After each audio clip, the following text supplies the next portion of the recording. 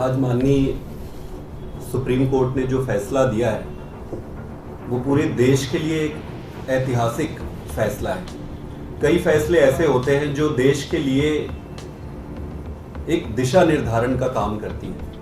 आज जो फैसला आया है वो बड़ा स्पष्ट कर देती है कि जो तथाकथित शराब घोटाला भारतीय जनता पार्टी द्वारा जो रचित है वो पूरी तरीके से सुप्रीम कोर्ट ने उसको ध्वस्त कर देता। सुप्रीम कोर्ट में जाने से पहले इस पर special court PMLA special court का ऑर्डर आया था। उस ऑर्डर को पढ़ने पर किसी भी व्यक्ति के मन में ये संदेह नहीं रहेगा कि भाई ये केस क्या है। उस ऑर्डर में 3-4 चीजें बड़ी स्पष्ट लिखी हुई है। पहला कि कोई पैसे का लेन देन नहीं हुआ है। दूसरा, पैसे की कहीं एक चवन्नी की बरामद नहीं हुई है। तीसरा, अरविंद केजरीवाल जी का और पार्टी का दूर दूर से किसी चीज में कोई नाता ही नहीं है। जब करप्शन ही नहीं है इस पे तो नाते का सवाल ही नहीं है। और सबसे इंपॉर्टेंट चीज कि उसमें ईडी के इंटेंट को ये मार्क करने वाली बात है।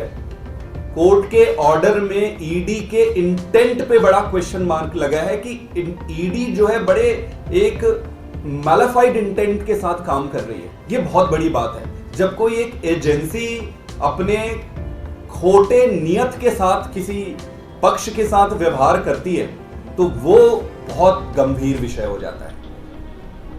स्पेशल कोर्ट के बाद मुद्दा आज सुप्रीम कोर्ट में आया। सुप्रीम कोर्ट में एक बड़े प्रश्न पर विचार किया जा रहा था। और बड़ा प्रश्न क्या था? वो बड़ा प्रश्न ये था कि क्या ये पूरे का पूरा अरेस्ट ही इलीगल है।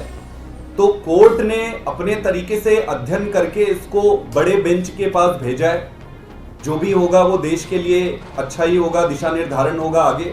लेकिन कोर्ट ने इंटरिम बेल ग्रांट किया है अरविंद केजरीवाल जी को। अब आपको ये समझना होगा कि पीएमएलए में जब सारे तथ्य और साक्ष्यों को देखकर सभी सबूत ये जो दिए हैं उसको एग्जॉस्ट करने के बाद ही ऐसे इंटरिम बेल या बेल दिए जाते हैं। तो मेरा ये सबमिशन है भारतीय जनता पार्टी से कि हर कोर्ट में आपको मुंह की खानी पड़ रही है और ये केस सिर्फ आपके द्वारा रचित एक सर्कस है। तो इस सर्कस को बंद करिए। देश का और जनता का और खास करके दिल्ली की जनता का समय व्यर्थ ना करें। नरेंद्र मोदी जी ने, अमित शाह जी ने और भारतीय जनता पार्टी ने इस देश को एक ही चीज दिया है। हर व्यक्ति का हर कार्यकाल की एक देन होती है कि भाई इसने क्या दिया, इसने क्या दिया, इसके कार्यकाल में क्या मिला। तो भाजपा के मोदी जी और अमित शाह के कार्यकाल में एक ही चीज मिला है उस देश को, और वो है ये तानाशाही की ऐसी व्यवस्था जिसमें जिस राजनीतिक दल और राजनेता को ये सामने से हरा नहीं सकते या उनका सामना नहीं कर सकते, उनको गलत तरीके से, फ्रॉडुलेंट तरीके से षड्यंत्र करके जेल में डालना या उनको फंसाना, इसको बंद करना चाहिए। देश का बहुत समय व्यस्त हो रहा है। हमें नई राजनीति करनी है, देश को आगे लेकर जाना है। हम सब मिलकर जब अच्छी राजनीति करेंगे तभी देश आगे बढ़ेगा। मेरा ये फिर से रिक्वेस्ट है माननीय प्रधानमंत्री जी से और अमित शाह जी से कि ये गंदी राजनीति से बाहर आइए और अच्छी राजनीति करें। मैं चाहूंगा कि सौरभ जी भी थोड़ा सा इस पर अपने विचार रखें। आज जो सुप्रीम कोर्ट की double bench justice Sandeep Khanna, justice Dipankar Datta की बेंच ने जो सुप्रीम कोर्ट की छुट्टियों से पहले अपना ऑर्डर रिजर्व किया उसको आज उन्होंने सुनाया। उसके अंदर सुप्रीम कोर्ट के सामने ये सवाल थे कि अगर ईडी पीएमएलए एक्ट के अंडर सेक्शन 19 अरेस्ट करती है और अंडर सेक्शन 45 कोर्ट उसके अंदर बेल की बात सोचता है, तो सेक्शन 19 के अंदर जब ईडी जो एक एजेंसी है वो अरेस्ट करती है तो उसका जो डिसीजन है वो सब्जेक्टिव है, ऑब्जेक्टिव नहीं है। कोई तय सिद्धांत नहीं है किस पे वो अरेस्ट कर रहे हैं। और वो सेक्शन 19 बेसिकली उन अफसरों की ओपिनियन है। तो अगर किसी कानून के अंदर बेल के प्रावधान इतने सख्त हैं जितने सेक्शन 45 में है तो उसमें अरेस्ट का थ्रेशोल्ड भी हाई होगा। ऐसा नहीं हो सकता कि आप बात बात पे अरेस्ट कर लें और फिर बेल ना दें। अगर बेल आसान है किसी कानून में तो उसमें अरेस्ट भी आसान होती है, और अगर कानून में बेल मुश्किल है तो उसमें अरेस्ट होने भी तो बेल के सिद्धांत ये हैं कि अगर बेल मिलना किसी कानून के अंदर कठिन है तो उसके अंदर अरेस्ट का थ्रेशोल्ड भी हाई होना चाहिए। सुप्रीम कोर्ट ने need and necessity of bail के बारे में कहा और सुप्रीम कोर्ट ने दूसरी बात ये कही कि इस मामले में अरविंद केजरीवाल जी करीब 90 दिन से ज्यादा पहले ही जेल में रह चुके हैं, लिहाजा उनको इंटरिम बेल दी जाए। तीसरी बात सुप्रीम कोर्ट ने कही कि अरविंद केजरीवाल जी के ऊपर एक मुकदमा है, ऐसे में वो मुख्यमंत्री रह सकते हैं या नहीं रह सकते हैं, ये फैसला कोई कानून कोई कोर्ट नहीं कर सकता, ये फैसला स्वयं वही कर सकते हैं। लिहाजा इसके अंदर कोई कानूनी बंदिश नहीं है। जो हमारे भारतीय जनता पार्टी के मित्र कूद रहे थे कि साहब वो उनके ऊपर मुकदमा हो गया, वो अरेस्ट हो गए, तो अरविंद केजरीवाल को इस्तीफा दे देना चाहिए, तो वो हाईकोर्ट में भी गए, हाईकोर्ट ने भी यही बात कही और अंततः सुप्रीम कोर्ट ने भी यही बात कही कि वो मुख्यमंत्री रहेंगे या नहीं रहेंगे, इसमें कोर्ट कोई दखल नहीं कर सकता।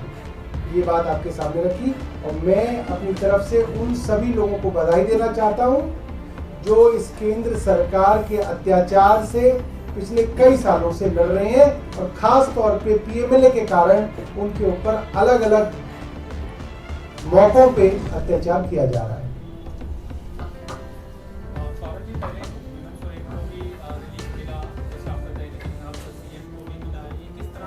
देखिए, मैं ये समझता हूँ जुडिशरी भी आपके समाज का ही एक रिफ्लेक्शन होता है।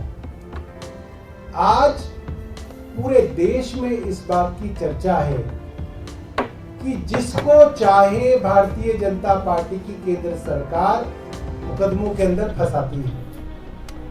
मुकदमों में फंसाने के बाद अपने राजनीतिक प्रतिद्वंदियों को जेल में डाला जाता है। जेल में डाल के उनके ऊपर एक प्रेशर बनाया जाता है कि यदि वे भारतीय जनता पार्टी के सामने सरेंडर कर दें, भारतीय जनता पार्टी के साथ मिल जाए, तो उनके ऊपर वो मुकदमा कमजोर कर दिया जाता है। छापे भी इस तरीके से डाले जाते हैं। अब ये बात लगभग साफ हो गई है न्यायालयों के सामने कि ईडी के मुकदमे सिर्फ और सिर्फ राजनीतिक द्वेष की भावना से और उनको आम ट्विस्ट करके भारतीय जनता पार्टी में लाने की भावना से केंद्र सरकार लगा रही है। तो कोर्ट्स इस चीज को रिफ्लेक्ट कर रहे हैं। इसी श्रृंखला में हेमंत सोरेन जी की बेल जो है हाई कोर्ट से हुई, अरविंद केजरीवाल जी की बेल तो लोअर कोर्ट से ही हो गई थी, आप देख सकते हैं।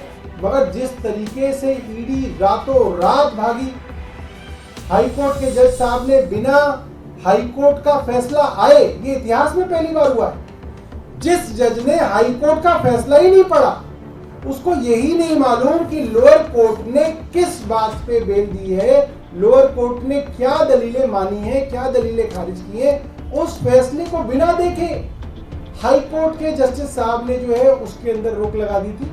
तो वो भी जो मैसेज जो है मुझे लगता है पूरे समाज और जुडिशरी में गया है और ये बात साफ है कि केंद्र सरकार एक विच हंटिंग कर रही है। देखिए, वो तो आतिशी जी ने भी बताया। देखिए, बार बार पहले सुप्रीम कोर्ट ने इंटरिम बेल दी, पीएमएलए में मिलती नहीं है, हमें मिली। फिर लोअर कोर्ट में न्याय बिंदु जी ने उनको बेल दी, अब देश की हाईएस्ट कोर्ट ने उनको इंटरिम बेल दे दी। आप इस बात को समझिए, जैसे ही न्याय बिंदु जी ने अरविंद केजरीवाल को ईडी के मामले में बेल दी थी, ये बात केंद्र सरकार को समझ में आ गई थी कि अब गई भैंस पानी में, अब अरविंद केजरीवाल बाहर निकलने वाले हैं। इसीलिए सीबीआई जो है रातों रात अरविंद केजरीवाल के यहाँ गई, तिहाड़ के अंदर उनको उन्होंने अरेस्ट किया। 2 दिन के लिए फॉर्मेलिटी के लिए जो है 3 दिन की उनकी जो है इंटेरोगेशन करी। अब जो है ये कह दिया कि जी इन्होंने सीबीआई ने भी इनको अरेस्ट कर रखा है, सिर्फ इसलिए कि कहीं गलती से अरविंद केजरीवाल जी की बेल सुप्रीम कोर्ट में हो गई तो उनको उसके बाद भी जो है जेल में रखा जाए। बट मैं ये मानता हूं पीसी एक्ट जो होता है, प्रिवेंशन ऑफ करप्शन एक्ट जो होता है, वो मोटे तौर पे सीआरपीसी से गवर्न होता है, जिसके अंदर bail is a matter of right. इस सीबीआई की बेल के अंदर सीबीआई को साबित करना पड़ेगा कि इनको जेल में क्यों रखना है। ईडी और पीएमएलए के मामले में जो एक्यूज होता है उसको साबित करना पड़ता है कि मैं बेकसूर हूं। तो इसके अंदर जो बर्डन ऑफ प्रूफ है वो सीबीआई के ऊपर है और मुझे लगता है सीबीआई में तो बहुत सारे जो एक्यूज हैं, एक्साइज केस के अंदर उन सबको बेल मिल रखी है। वो सिर्फ पीएमएलए के अंदर जो है उनको बेल नहीं मिली थी, जिसकी वजह से वो जेल में थे। तो it's a matter of I think some time कि ये सीबीआई की बेल के अंदर जो मामला आएगा तो हमें उम्मीद है उनको बेल मिलेगी और अरविंद केजरीवाल जी दिल्ली के लोगों की सेवा करने वापस जो है लौटेंगे।